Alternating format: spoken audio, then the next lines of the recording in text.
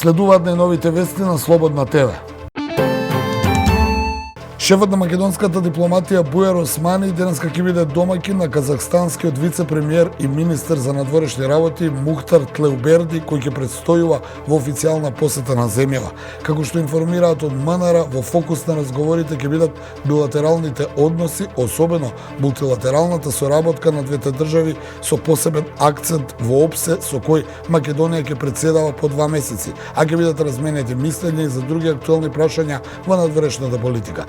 Во рамките на предстојот во Скопје, Тлеуберди се очекува да се сретне со шефот на државата Стево Пендаровски и со председателот на собранието Талат Џафери. Првиот вице-премиер Артан Груби смета дека треба да се отвори сеопфатна дебата за, како што вели, надминување на повеќе недостатоци во уставот при неговото идно отварање. Според министерот за политички систем треба да се помести цензусот на референдумот, да се размисли и за недоразбирањата околу конституирањето на собранието, да се тргне терминот 20%, како и да се внесат бугарите во уставот, како и председателот на државата да се гласа во собрание. Но за тоа, вели Груби, е потребен консензус од сите партии, универзитети и експерти. Тој побара да се отвори една ваква дебата и процесот да се води во собранието.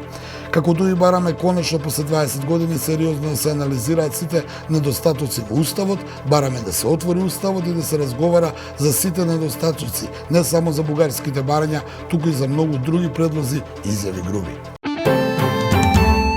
Во Косово денеска стапува на сила одлуката на владата на премиерот Албин Курти за замена на регистарски таблички на возилата на косовските граѓани регистрирани во Србија со оние кои се пропишани со законите на Република Косово. Според одлуката што минатата недела ја донесе владата на Курти, од денеска ќе се изрекуваат санкции за оние кои во Косово нема да ги променат табличките кои се регистрирани во Србија со кратенките на српските топоними за градовите во Косово, како ПР за Приштина, КМ за Митровица, УР за Урошевац, ПЗ за Призрен, ГН за Гнилане. Од денеска во наредните 3 недели до 21 ноември на возилата кои ќе се затекнат низ косовските патишта со српските таблички ќе се изрекува укор.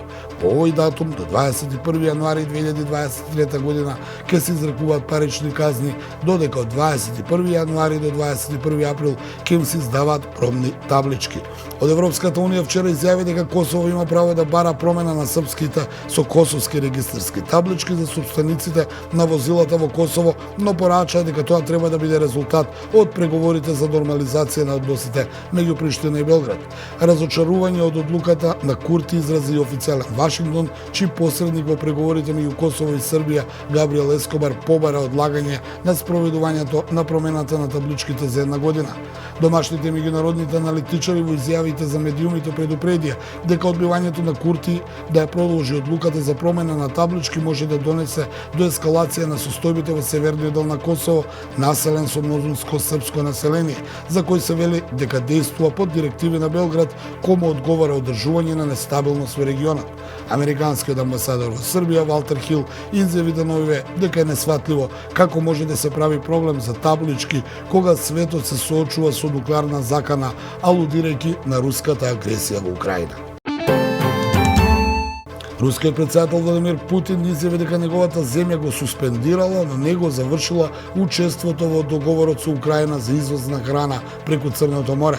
Одлуката на Русија дојде како резултат на создавање закана за хуманитарниот коридор, изјави Путин на пресконференција во Сочи по средбата со лидерите на Ерменија и Азербејџан. Русија во саботата соопшти дека го суспендирала учеството во договорот со Украина со посредство на Обединетите нации, кој се смета за клучен за решавање на глобалниот недостиг на храна. Москва соопшти дека го напушта договорот откако ја обвини Украина за напади со дронови во Крим. Киев на руските обвинувања одговори со тврдење дека Москва измислува фиктивни терористички напади и го користи договорот за храна за да го уценува светот. Ги следевте на новите вести на Слободна ТВ.